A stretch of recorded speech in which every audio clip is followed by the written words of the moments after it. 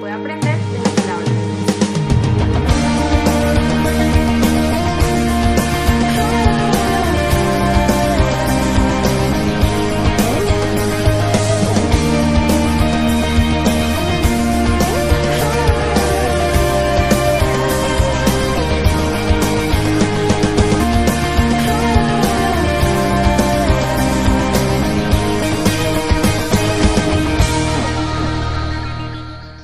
La voz de Dios. Entonces quería poner el ejemplo cuando llevé a mi hija, que vamos a orar si me permiten ahorita por ella, ya se va el jueves. Cuando la fuimos a llevar con mi esposa Redding hace 2 años y algo, bueno, el año antepasado, yo perdí todo el enfoque de la reunión porque no entendía lo que estaban hablando. O sea, yo sé inglés, pero a veces de noche, de día no entendía mucho, era de día, ¿cierto? Recuerdo que cuando el pastor decía allá en inglés, hable con la persona que está a su lado, yo me postraba a orar, confieso mi pecado, para que no me hablaran porque no entendían y yo tampoco. Entonces la gente me miraba y yo, Señor, gracias por este tiempo en este lugar. Y yo veía a Nidia por allá toda embaladita, oh yes, sí, Nidia. No, pero se defendió, más valiente ella. Pero bueno, ya nos sentamos y un momento que el pastor, después entiendo, dice lo siguiente, dice el pastor Bill Johnson, dice, bueno, pónganse sobre sus pies. Eso yo lo entendí muy bien y yo me paré con varias personas, pero después me contaron que había hecho, pónganse sobre sus pies los nuevos estudiantes de la Universidad de Betel, y yo parado ahí feliz. Y Sara, mi hija, era, siéntate, papi, no hagas el oso. Pues hice el oso. Pero en fin, bueno, yo después me senté y ¿qué pasó? Yo no sé, no me funcionó mi inglés, ¿cierto? Todos los colombianos creemos que sabemos inglés porque decimos, sí, usted pregúnteme, ¿usted sabe inglés? Más o menos. En fin, me desenfoqué. Hoy quiero hablar más bien de desenfoque, pero como hablé un poco de Redding, quiero que Sarita dé unas palabras y antes de ir a la enseñanza, ¿cuántos les quiero pedir? Les ruego el favor, ¿cuántos quisieran orar por mi hija que vuelve a salir la otra semana para su último año allá en Betel, en Bethel? Yo sé inglés, Bethel. Así. A ver todo, Bethel.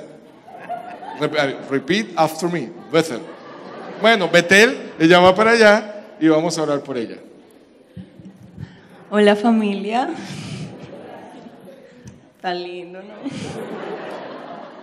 ¿no? No, pues despedirme.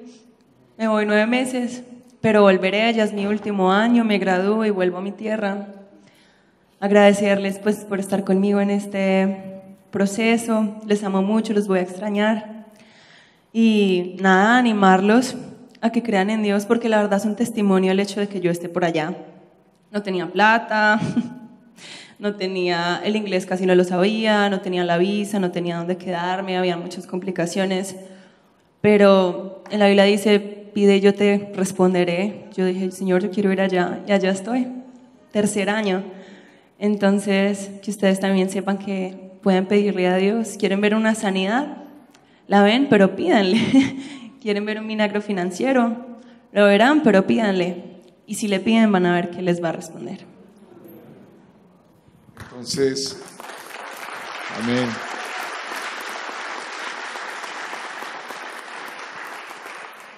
Ay, pues mandar los hijos tan pequeños. Ella tenía 18 años cuando se fue. Sí, uy, ya tiene 20, ya es grande. Bueno, para el papá nunca los hijos crecerán, ¿cierto? Me llamas apenas llegues. Bueno, vamos a orar por ella. ¿Cuántos quieren apoyarnos en esta oración? Mi esposa quiero que también venga y quiero que ella pueda hacer la oración y yo la cierro con ustedes, amor. Bueno, en la última predicación de familia hablábamos acerca de que los padres le dan herencia a los hijos, ¿cierto? Y creo que ella está recogiendo muchas de las cosas que ha recibido en casa y que ha aprendido en casa, y que es amar a Dios por encima de todas las cosas. Sabemos que Dios tiene un propósito de tenerla a ella allá, y que no solamente nos va a beneficiar a nosotros, sino va a beneficiar a la iglesia y a esta generación que se está levantando. Entonces, todo lo que ella pueda recibir de ustedes, que ustedes puedan acordarse de ella en sus oraciones, los agradecemos, porque sabemos que que un buen testimonio de familia puede ser una inspiración y una esperanza para muchas familias que lo necesitan. Amén. Entonces vamos a bendecir. Diga, no se ha ido, ya voy a llorar. Bueno, Padre, yo te doy gracias, Señor, por nuestra hija, porque cuando tú nos das los hijos, tienen propósito, Señor, y ellos tienen destino. Y muchas veces no es el mismo de nosotros, Señor. Ayúdanos a nosotros como padres a discernir el destino de ellos, Señor, y a enrutarlos hacia ese destino, Señor. Por eso creemos que tú la tienes con un propósito en ese lugar y te pedimos que este tercer año tú aclares todas las cosas en su mente y en su corazón, Señor, para saber qué decisiones ella debe de tomar, Señor, hacia el futuro. Y bueno, guárdale su salud, Señor, y provéele para todas sus necesidades y guárdale su corazón, Señor. Yo te doy gracias por ella y por lo que tú le estás entregando y sé que te conocerá en nuevas dimensiones, Señor. En el nombre de Jesús. Señor, gracias por abrir puertas de bendición en ese lugar y gracias porque estoy seguro que lo que ella está recibiendo dará, porque de gracia recibimos, de gracia damos, Señor. Eso dice tu palabra y lo creemos. Entonces ella todo lo que recibirá lo dará en su país y en los lugares que tú la quieras llevar. Gracias por tu protección, tu compañía, tu Espíritu Santo guiándole en todo. Y bueno, Señor, quedamos expectantes de lo que viene también para la vida de ella y para la vida de nuestros hijos, de cada uno de los que estamos acá. Gracias te damos en el nombre de Jesús. Todos dicen amén y amén. Gloria a Dios, te amo, hija. Yo no puedo ver la familia Belier. ¿Cuántos vieron esa película? Porque bueno, no sé cómo es que dice, se va. El verdadero enfoque. Juan capítulo 4. Abran sus Biblias. Amamos la palabra. Juan capítulo 4.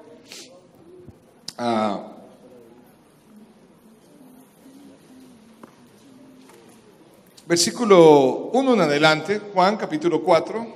Versículo 1 en adelante. Jesús y la mujer samaritana. Voy a leerlo en Reina Valera y después leemos unos textos en otra versión, todos. Dice así: cuando pues el Señor entendió que los fariseos habían oído decir, Jesús hace y bautiza más discípulos que Juan, aunque Jesús no bautizaba, sino sus discípulos, salió de Judea y se fue otra vez a Galilea. ¿De dónde salió? De Judea. ¿A dónde? A Galilea. Y era necesario pasar por Samaria, ¿cierto? Y vino pues a una ciudad de Samaria llamada Sicar, junto a la heredad que Jacob dio a su hijo José. Y estaba allí el pozo de Jacob. Y entonces Jesús, cansado del camino, se sentó así junto al pozo. Y era como la hora sexta.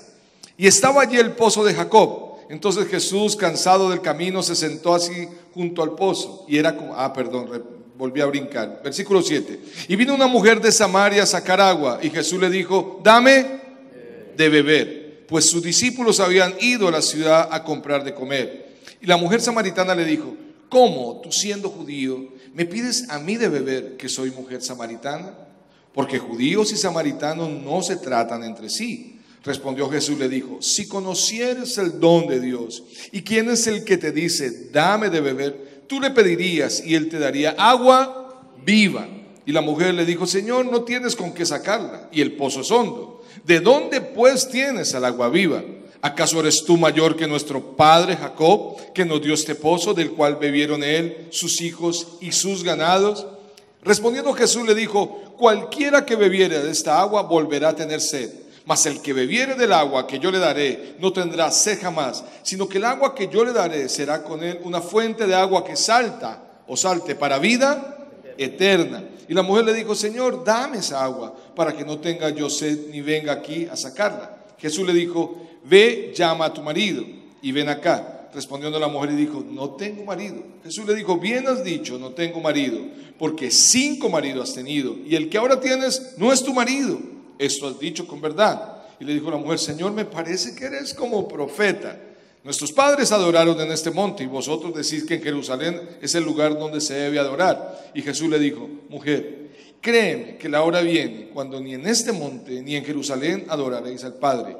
vosotros adoráis lo que no sabéis, nosotros adoramos lo que sabemos, porque la salvación viene de los judíos. Mas ahora viene, y es la hora, cuando los verdaderos adoradores adorarán al Padre en espíritu y en verdad, porque también el Padre tales adoradores busca que le adoren.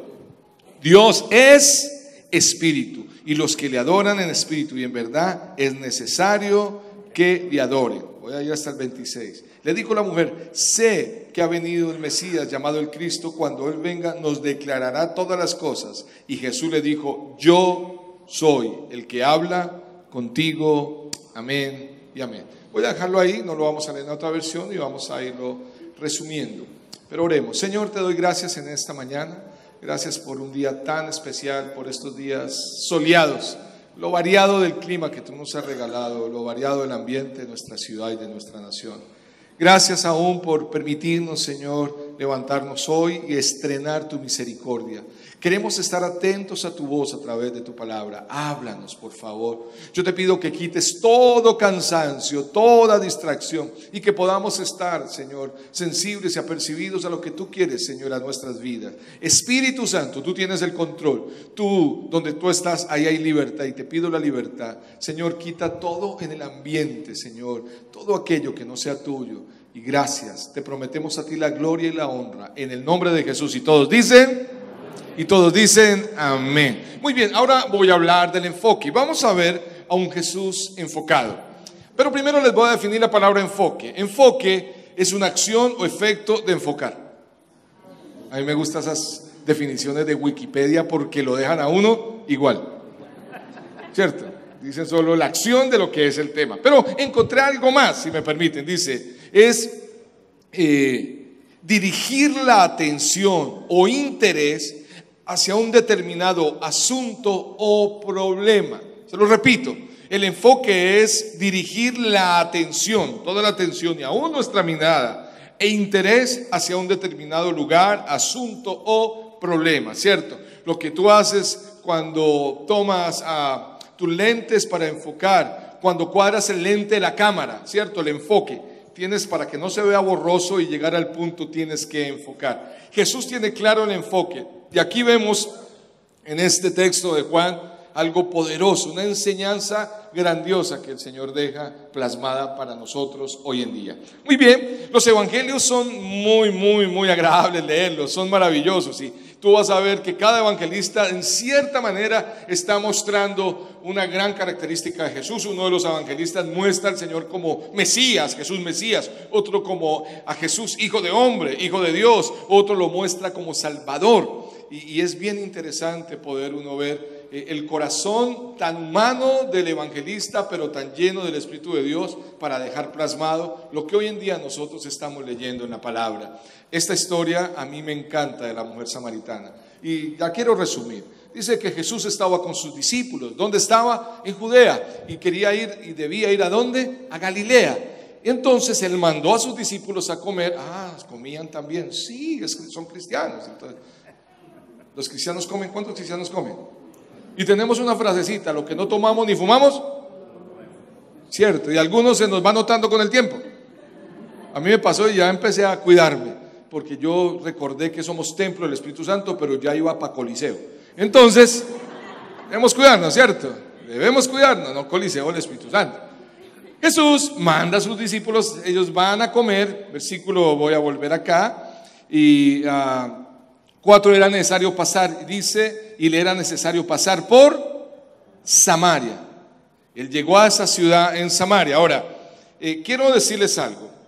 Los judíos no se hablaban ni compartían con los samaritanos. Los samaritanos venían de raza judía, pero tenían una sangre mezclada, ¿cierto? De aquellos pueblos, de aquella época, que habían llegado a sus vidas, habían abrazado a otros pueblos, sus costumbres, y no solo eso, Samaria se convirtió en una ciudad de ladrones, una ciudad de gente mala que cambió esa ciudad. Entonces los judíos no querían ver con nada. En cambio, nuestra Samaria es diferente. ¿Cuántos dicen amén? Samaria 1 y Samaria 2, aquí es una bendición. ¿cierto? Gente empresaria, familias, profesionales. Samaria es una... Y tenemos colegio ahí y tenemos profesores allá del colegio, aquí los veo. Muy bien, Samaria tenía esa característica. Entonces los judíos no pasaban por Samaria. Ellos no se iban a contaminar, en sus leyes no lo iban a hacer. Sin embargo, Jesús dice el texto que le era necesario pasar por Samaria. Y parece que le era necesario pasar por Samaria no era una cuestión geográfica, porque fuera el camino más corto. Parece que el tema era más teológico. Dios quería dejar, ¿cierto?, una enseñanza para nosotros hoy en día, pero también para aquella ciudad y para sus discípulos. ¿Y cuál era la enseñanza para sus discípulos? Déjenme pensar un poco. Yo creo que cuando ellos recordaron la gran comisión, vieron que Jesús había hecho la gran comisión con ellos. Jerusalén, Judea, Samaria, hasta lo último de la tierra. Entonces él pasa por Samaria porque tiene algo en su corazón. Era hablar de algo que vamos a entender en este momento. Muy bien, él llega allá y llega a un pozo llamado el pozo de Jacob, a una ciudad llamada Sicar. Y ahí en ese pozo dice la Biblia que era la hora sexta. La hora sexta es mediodía, ¿ok? La hora sexta es mediodía. Y llegó una mujer con un cántaro a sacar agua del pozo. Y Jesús, muy humano, porque él fue, mientras transitó en esta tierra, 100% hombre, 100% Dios. Hay algunos que yo he escuchado predicando que dicen que Jesús era, cuando vino a la tierra, mitad hombre, mitad Dios. No, ese creo que es Thor, y es mitología, ¿cierto? Eso eran los semidioses. No, Dios. Pero en esta tierra él transitó como hombre y vivió todo lo que tú y yo vivimos, con la diferencia de que no pecó. Entonces él, en su intencionalidad de amor, va a pasar y se sienta ahí y mira a la mujer y no muestra la super espiritualidad que a veces mostramos los cristianos, ¿cierto? Super espirituales. Esa mujer, mire la pintilla, debe ser una prostitutilla, porque si viene a mediodía a sacar agüilla, pues no sé, ¿cierto? No, él se acerca a esta mujer y le habla. Y ahora vamos a mirar algunos contrastes con el capítulo 3, donde hay un hombre llamado Nicodemo, pero le habla con algo tan natural y tan humano como es la sed, ¿cierto? La sed. Él no viene a juzgarla ni a hacerla sentir mal. La tendencia del religioso es juzgar y hacer sentir mal. La tendencia o el corazón de Jesús es amar. ¿Es qué? Amar. El amor. Entonces él se acerca y le dice: dame de beber. Y parece que si esta mujer, de acuerdo a lo que vemos en el contexto cultural e histórico, parece que esta mujer, al ir a mediodía por el agua, era porque seguro tenía problemas, era aborrecida en su pueblo. Y más adelante vemos que posiblemente era una quitamaridos, posiblemente se había metido con el marido de otra, no sé, estaba a riesgo de ser mechoneada. No busquen la palabra mechoneado en la Biblia, eso lo entienden más las mujeres y en nuestro contexto. No sé. Pero lo que sí sé, y dice la Biblia, es que fue a mediodía, que no era la cultura y cualquier cultura de tierra caliente va por agua o hace vueltas en la mañana temprano o en la tarde ya al oscurecer, porque está más fresco. Ella le tocó ir en la plena chispita por agua. Ahora, la mujer, también dice el contexto bíblico, que había tenido 5 maridos y que ahora tenía tampoco era. Yo creo que en el fondo la mujer era bonita. Yo creo, 5, ¿cierto? ¿Qué pasó? ¿Quién? Gonzalito me asustó. ¿Quién fue? Yo creo que era bonita, porque pues la habían buscado los hombres. Ahora, ¿ustedes cómo se imaginan esa mujer? ¿Cierto? Una mujer ahí en el pozo. Si había tenido 5 y el que tenía tampoco era una mujer que sabía levantar interés de pronto. Yo me la imagino de pestañas largas, de esas pestañas que son así. Posiblemente. Se paran el pozo y viene un hombre judío puro, porque puro, era el judío puro Jesús, un judío, y se le acerca, y eso para ella seguro, wow, pues te ranqueó, quedó en el ranking de una mujer. Un judío me miró, no es un samaritano de mi pueblo, y me habla. Y ahí empieza todo lo que Jesús quiere enseñar. Es una historia muy hermosa. Entonces, ya viendo esto, quiero mirar como primer punto en el texto es, ¿cuál era la necesidad de esta mujer? ¿Cuál era? Porque nosotros, ¿cierto? Hemos notado que el Señor se acerca a suplir nuestra necesidad. Nadie, bueno, muy pocos puedo decir yo que conozco que se acercaron en una necesidad solo de amar a Dios. El alto porcentaje de seres humanos nos acercamos a Dios es para que nos supla una necesidad emocional, familiar, física, económica, ¿cierto? Buscamos de eso de Dios. O sea, para nosotros Dios es interesante porque es nuestro bombero y Él tiene que hacer lo que queremos. La necesidad siempre estará. ¿Y cuál es la necesidad? Entonces vemos que la necesidad y que el entorno era la sed. Jesús manifiesta, dice, dame de beber. Por lo consiguiente, estaba diciendo, tengo sed. Pero habla con una mujer que también tenía sed. Y parece que era sed de amor. Porque había tenido 5 maridos y el que ahora tenía sed. O sea, en pocas palabras, es posible que esta mujer en su corazón anhelaba la satisfacción. La satisfacción. Y Jesús sabe que ella quiere ser... que la satisfaga, no lo supe ahí combinar, ¿cierto? La satisfacción que se quiere saciar, y él sabe, y él como sabe eso se acerca y le habla de algo de satisfacción que es la sed, pero en palabras que él viene hablando, él se da cuenta y le trata de mostrar a ella que el tema no se trataba de satisfacción, sino de salvación. O sea, él necesitaba pasar por Samaria porque él sabía que esa ciudad necesitaba también la salvación. E iba a llegar a esa ciudad a través de una mujer lo menos aprobado por el mismo pueblo, inclusive posiblemente por los mismos samaritanos, por la reputación de esta mujer. Ahora yo quiero dejar algo en sus corazones. Jesús sabe que su problema no era la satisfacción, sino que ella estaba perdida en sus pecados. Por eso van a ver en Juan capítulo 3, que es el contexto de 4, está el famoso versículo de Juan 3:16 que dice, porque de tal manera amó Dios ¿a quién? ¿Que dio a quién? ¿A su Hijo qué? Para todo aquel que en él ¿qué? Todo aquel que en él. Todo aquel que en él cree. No se pierda, mas tenga vida eterna. La satisfacción realmente la encontrará un ser humano cuando se reconcilia con su Creador. ¿Me estoy haciendo entender? O sea, la satisfacción tuya no está en tener más hombres, más mujeres, más dinero, más títulos, más casas, más lotes. Después les cuento el lote. Más, me acordé, ya tarde. Más cosas. La satisfacción de un ser humano está en reconciliarse con su Creador. Eso va a traer satisfacción, paz y bendición. ¿Cuántos dicen amén? Eso era lo que Jesús sabía. Y eso era lo que Jesús quería enseñarle a esta mujer.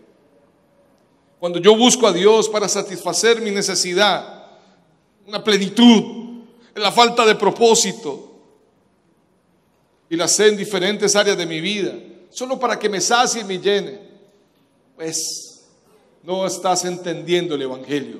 El Evangelio tiene que ver con salvación. Es más, voy a hacer una pregunta. ¿Cuántos salvos habrán en las iglesias locales o en la iglesia del Señor? Es una buena pregunta. No sé cuántos se han preguntado, ¿será que yo soy salvo? Porque pues yo vengo a la iglesia y bien, escucho una prédica y salgo un poco satisfecho, oraron por mí y siento que Dios estaba porque lloré y estoy creyendo. Bueno, Santiago dice que los demonios también creen y tienen un producto, la fe, ¿cierto? Las obras de la fe, los demonios creen y tiemblan. Ellos tienen obras por su fe, creen en Dios y ¿cuál es su obra? Tiemblan. No se trata de creer, es poder preguntarme, Señor, esa salvación tan grande está abrazando mi vida, porque cuando yo tengo la certeza de que el Señor me ha salvado, encontraré la satisfacción en todo lo que tiene que ver con Él. ¿Cuántos dicen amén? Entonces, lo primero era la necesidad. Pero si en nosotros no está en la mente el pecado y reconciliarnos con Dios, hace años, muchos años, antes de yo conocer al Señor, algunos conocen, o la mayoría, mi testimonio, cuando yo buscaba a mi hermana, la que me hablaba del Señor Jesucristo, yo recuerdo que yo iba, inclusive fui a reuniones. Yo tenía tanta sed de Dios en medio de mis drogas y mi locura, que yo iba a lo que me dijeran, hermanos, a lo que me dijeran. Había sed espiritual. A mí me decía, en la esquina hay un templo Hare Krishna, vamos, con todo el respeto. Yo iba al templo Hare Krishna y pasaba buenísimo, porque la comida era gratis y rica, fuera de eso orgánica, muy vegano el tema, interesante, muy humano, bien respetando su fe y su creencia. A mí me decían, vaya a esta cosa, a esta otra reunión donde van a estar orando y rezando. Allá iba yo y me sentía bien, pero no sentía esa salvación de Dios, ni mi vida tenía evidencias de alguien que ha sido salvado por el Señor.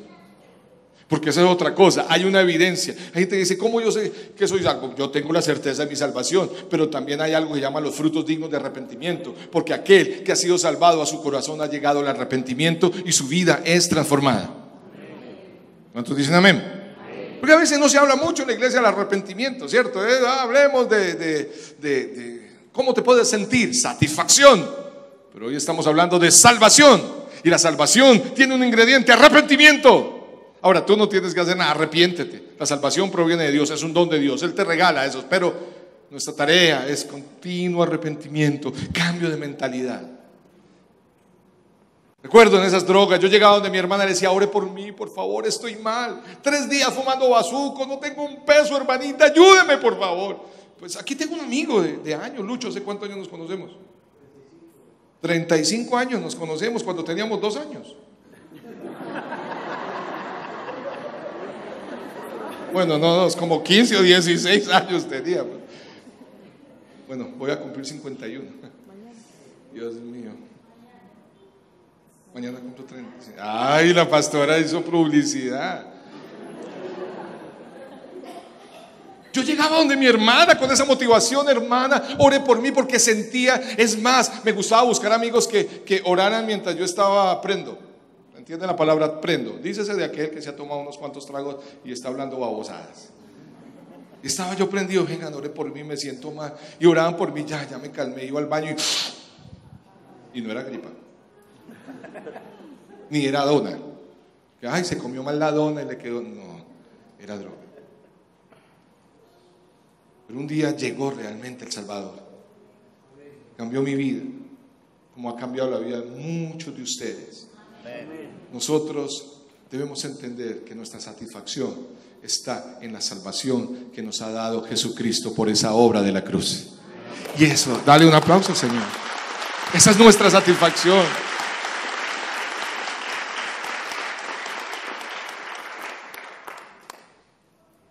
Se me vino a la mente algo. Está prendido el aire acondicionado. Eso fue lo que me vino a la mente, ¿sí? Gracias, qué calor. Bueno, ya vemos la necesidad. La necesidad de ella no era satisfacción, era salvación. Y Jesús lo sabía. Por eso la necesidad de él era pasar por Samaria para presentar su salvación. Lo segundo que yo puedo ver es el contraste. Él habla con una mujer después de haber hablado con un hombre. En el capítulo 3 habla con un hombre llamado Nicodemo. Pero en el capítulo 4 habla con una mujer que se llama... ¿Cómo se llamaba? ¿No dice el nombre? En algunas ocasiones les he dicho, cuando la Biblia da nombre es porque la persona era importante. ¿Y Nicodemo quién era? Voy a hacerte entonces el paralelo rápido ahí, el contraste, porque quiero que entienda que Jesús en estos 2 capítulos y en Juan está mostrando que el evangelio es para todos. ¿Para quiénes? Para todos. De hecho, gracias a aquellos que estuvieron con nosotros, fue una gran bendición. El miércoles en la noche en las calles estuvimos alimentando. Dios nos dio la oportunidad con este ministerio de BOC y con la Fundación Misiones Urbanas de darle de comer a aquellos habitantes de la calle, un platico de pollo con papitas, su gaseosa, orar por ellos. Es doloroso encontrar y ver personas ahí. Es más, para serles aquí honestos y por favor, que no salga de Colombia. Pero me dolió ver a un chico haciendo fila para comer, que un día estuvo viniendo a la iglesia y fue a encuentro y ahora está en las calles. Eso me quebró el corazón. El evangelio es para todos y debemos entender que esa es la prioridad. El contraste del capítulo 3 es: Jesús está en Jerusalén. En el capítulo 4 con la samaritana está en Samaria. En el primero hay un hombre, Nicodemo, y el segundo es una mujer, no tiene nombre. En el primero Nicodemo, principal de los judíos, gobernante, maestro. En la mujer, una aborrecida, que le tocaba ir a la hora sexta a sacar el agua.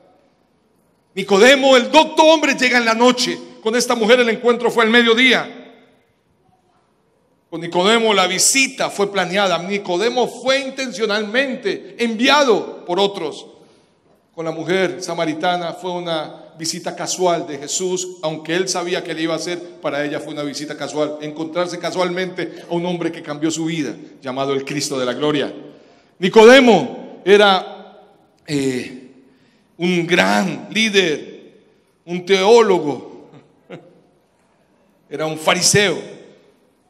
Y con él la conversación fue una conversación teológica. Con ella fue una conversación práctica y evangelística. Y eso nos enseña a nosotros a saberle hablar a la gente. ¿Cómo le hablo a alguien que tiene tanta conocimiento, sapiencia, tan docto? Jesús lo hizo. Y Jesús lo confrontó a él de esta manera. Él le está preguntando del nuevo nacimiento. Y Jesús le dice: tú eres el estudiado, contéstame tú. A mí me impacta Jesús, su sabiduría. Le dice: tú eres el que sabes muchas cosas.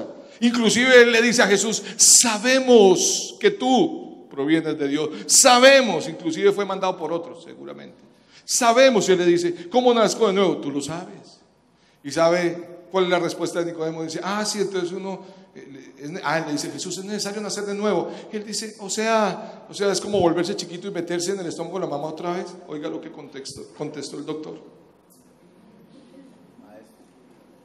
Imagínense un doctor, le dicen: deben nacer de nuevo. Y el doctor estudiado, fariseo, el hombre bien doctor, dice: o sea, yo me tengo que tomar una pastillita chiquitolina de chapulín y meterme otra vez en el vientre de mi mamá para volver a nacer.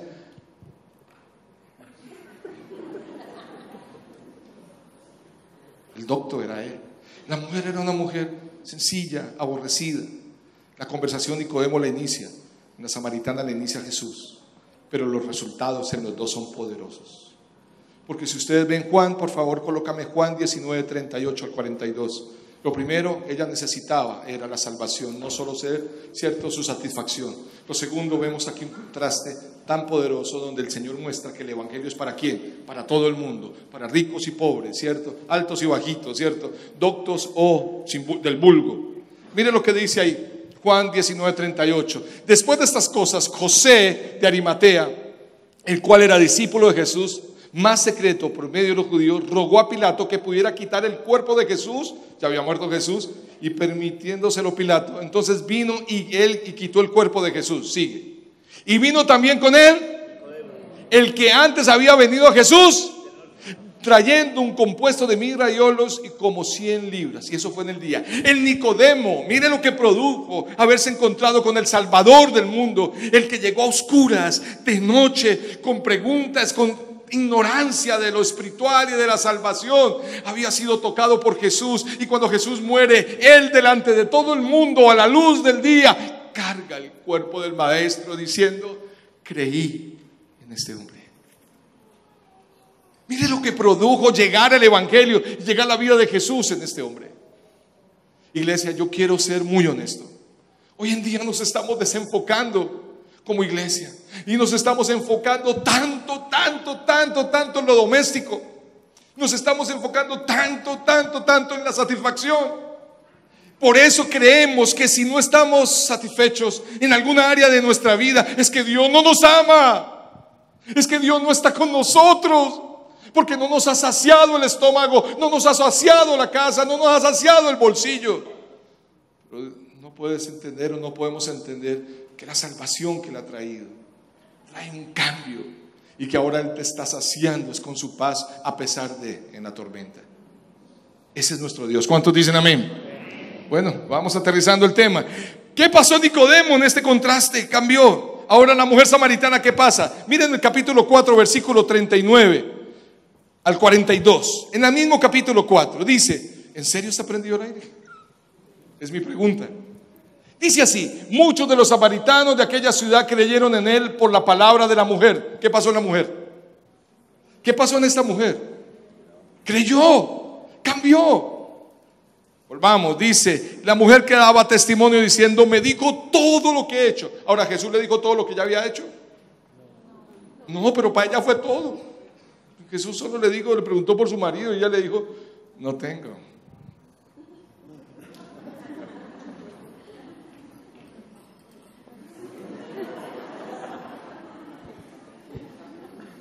Y le dijo, bien, lo has dicho.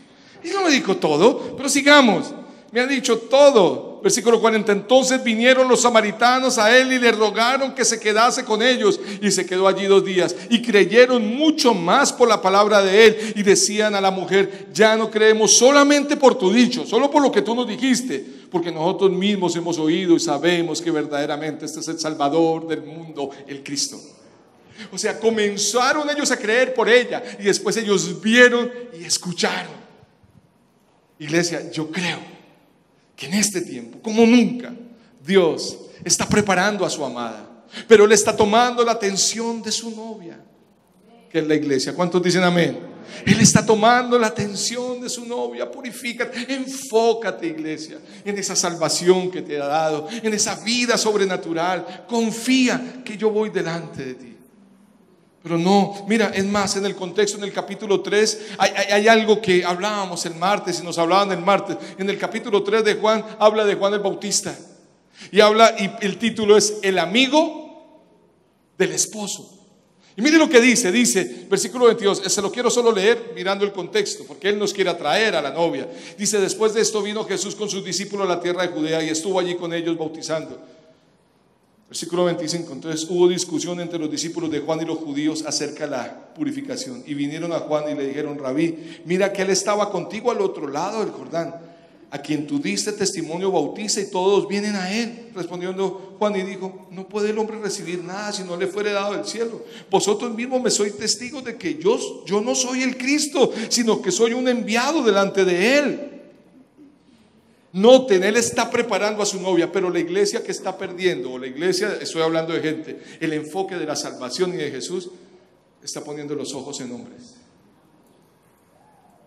Mire lo que pasó con Juan. ¿Sabe qué hace Juan el Bautista?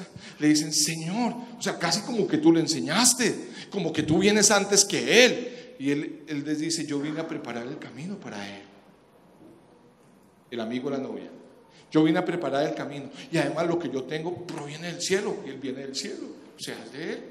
Es más, termina diciendo ahí en el versículo 30 del 3, es necesario que yo mengüe para que Él crezca. Ojo con esto. Escuchen muy bien que esto tocó mi corazón el martes, hablando del contexto. Hablando de que Dios está preparando una iglesia enfocada. Su novia amada. Su novia enamorada de Él. El amigo del novio, que fue Juan el Bautista, era el amigo del novio, el que abrió el camino, no enamoró a la novia. Querida iglesia, tú y yo en lo que hacemos, no estamos para enamorar a la novia de Cristo, con tu buena predicación o con tus lindas canciones. Nosotros estamos para que la gente se enamore del novio, que es el Rey de Reyes y Señor de Señores. La iglesia tiene que volver a Él.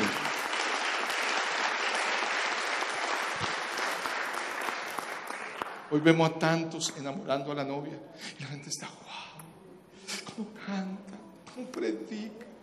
Espérate, tú y yo solo somos amigos del novio. Hay que preparar a la iglesia en el enfoque de esa salvación tan grande y en el Rey. ¿Quién es ese? Dijo el profeta, ¿quién es ese Rey de gloria? Es Jehová de los ejércitos, es el gran Rey, el Dios grande y temible. El evangelio es para todos. Y tercero, voy terminando y Dianita está por ahí, por favor. Dianita, pasa al piano. Y terminan hablando del agua. ¿Por ¿Por qué? Porque el agua representa vida. Entonces Jesús, ella le dice, bueno, entonces yo estoy aquí en el pozo de Jacob. Y él le dice, yo te daré de beber. ¿Qué agua me va a dar usted? Y él le dijo, yo te daré un agua que salta, ¿cierto? Es un agua de vida. Más adelante dice salta para vida eterna en el Evangelio de Juan. Pero a él le dice un agua de vida. Un agua de vida. ¿Qué representa agua de vida en ese contexto? Agua que corre. Porque el agua que corre tiene vida. El agua estancada se muere. ¿Cuántos han podido olfatear el agua estancada? Ejemplo, ¿a cuántos se les quedaron unas flores en un florero muchos días? Y usted sacó las flores. ¿Y cómo quedó el florero? ¿Cierto? Paseo de olla, el huevo duro. Eso es lo más rico que huele esa agua. El agua estancada. Creo que hay cristianos que se estancan y huelen. Pero bueno, agua. El agua de vida corre. Él está hablando del agua.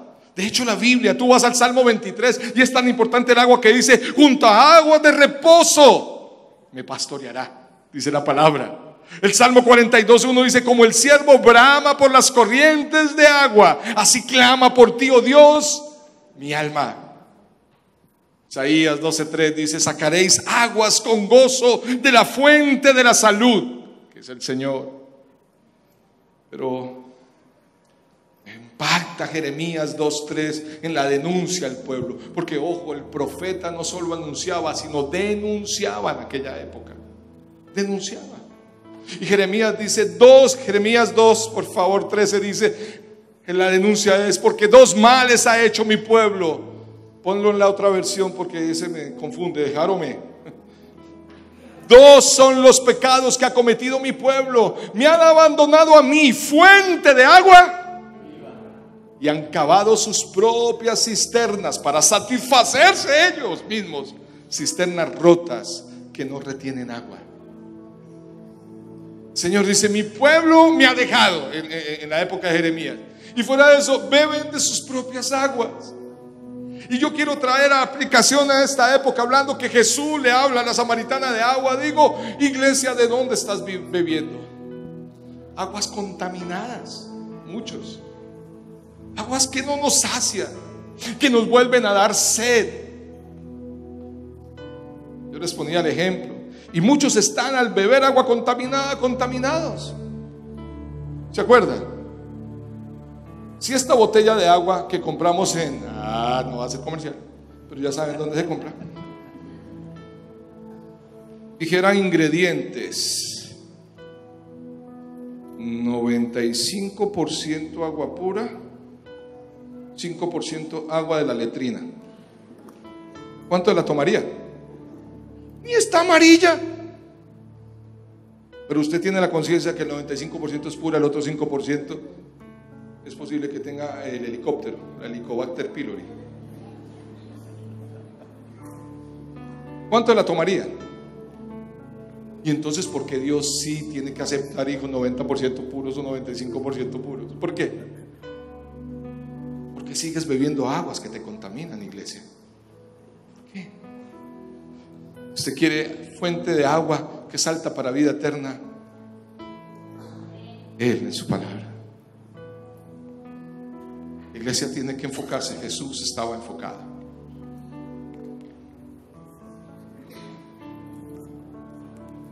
¿Cuáles son las cisternas que se abierto? No termino. Entonces la mujer samaritana le dice, habla de la adoración, porque le dice, ella le cambia el tema. Es una dura para cambiar el tema.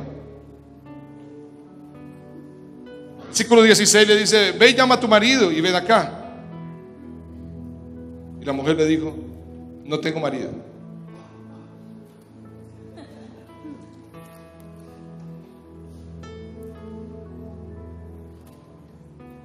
Y Jesús le dijo, bien has dicho, no tengo marido, porque 5 maridos has tenido y el que ahora tienes no es tu marido. Esto has dicho con verdad. Y ella, me parece que eres como profeta. Pudo haber dicho brujo, pudo haber dicho hechicero, ya existía la brujería, la hechicería. Pudo haber dicho mago, pero ella empezó a reconocer a este hombre, porque él empezó a revelarse como el Salvador. Espero que hoy Él se le esté revelando como Salvador a muchos.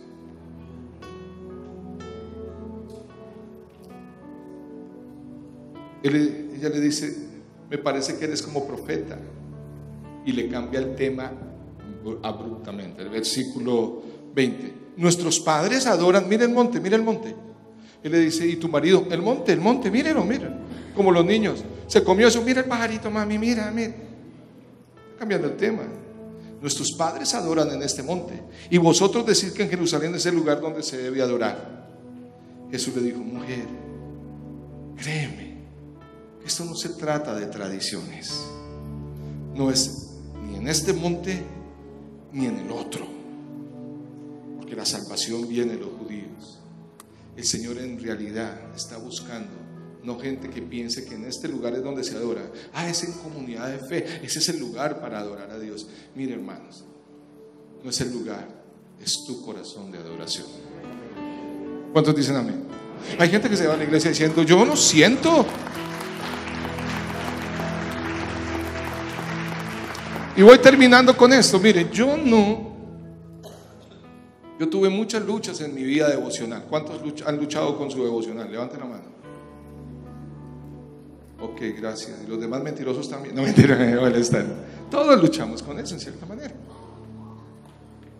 Pero una época muy difícil en mi vida, y yo ponía la esperanza para mí en mi espiritualidad muy poco formada. Yo pensaba que mi lucha para tener devocional era la casa, y en mi mente siempre había una ilusión. Yo decía: no, nos vamos a cambiar de casa en un mes. El día que nos cambiemos de casa va a mejorar. Voy a tener el cuarto del Señor y voy a tener musiquita y el ambiente. Es que este lugar, este ambiente, la gente grita. Nosotros una vez vivimos en un apartamento que era como un chorizo. Eso era, hermanos, flaquito. Yo entraba de lado y cabeza, flaquito, y atrás se ampliaba. Pero al lado estaba el parque de Belén. En Medellín había mucha bulla. Yo decía: no es eso. Al lado hay un asadero, hay como discotecas, eso.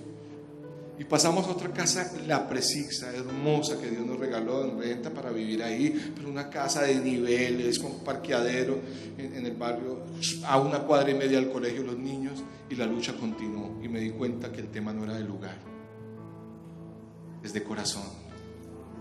Él le dijo: no es ni aquí ni es allá. Porque el que ha reconocido la salvación se convierte en un verdadero adorador. Un verdadero adorador. Y ahí la palabra adoración en griego es proskuneo. Proskuneo. Ven, Nidia, un momentico acá, ya estoy terminando. Rápido, que necesito terminar. Como me funciona aquí de bien eso, llamarla rápido. No, en la casa también. Proskuneo. Dame un pico, amor.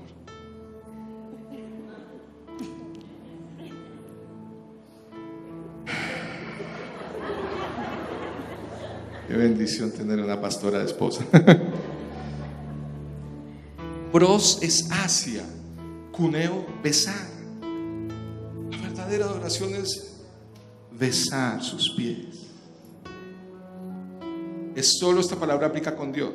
No quiero encontrar parejitas de novios que hacen proscuneando. No, por favor, no falta que se le ocurra ideas.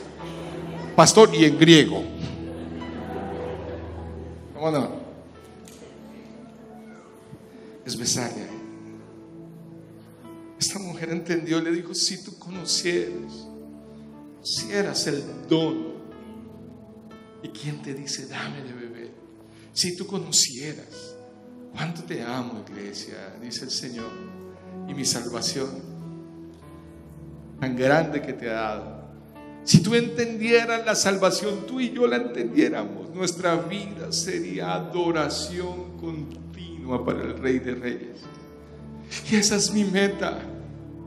Yo quiero un día aprenderlo a adorar en todo tiempo, con mis palabras, con mis actos y con todo mi corazón.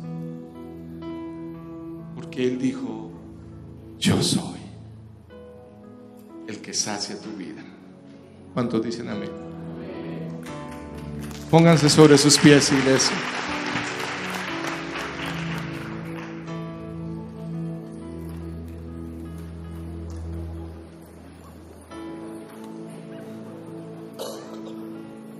Denme 5 minutos y nos vamos. Yo solo quiero que tú reflexiones. Piensa. Quizás has venido por años a este lugar y no estás satisfecho. No es el lugar, es la salvación. Tu necesidad no es satisfacción, tu necesidad es salvación. Y si has sido salvo, es entender que en Él está tu satisfacción. Lo segundo, entiende que no importa quién eres ni lo que haces, rico, pobre, alto, bajito, peludo, calvo, yo lo entendí. Lo que sea, la salvación es para todos. Lo tercero, entiende que la sed que tú tienes en este momento en tu área espiritual, familiar, económica, física, solo la puedes saciar a Él. Él dijo: el que cree en mí, como dicen las Escrituras, de su interior correrán ríos de agua viva. Y quizás has cavado pozos. Piensa, ¿qué pozos estás bebiendo? Aguas contaminadas para tu vida. Y por último, como conclusión, que tu corazón sea un corazón de adoración. Y adoración no es solo una canción pasita o suave. Adoración es una vida rendida a Él. Y ahí, cierren sus ojos todos, por favor, todos. Yo quiero hablar en el nombre del Señor, si me permiten. Él quiere tu corazón total, iglesia. Él quiere que te enfoques en Él. Quiere que la adoración sea sincera para Él. Que tú te rindas totalmente para que tu vida sea transformada. Porque tu vida entonces, iglesia, será testimonio para un mundo que necesita ver la luz. Bienvenidos, es tiempo de aprender.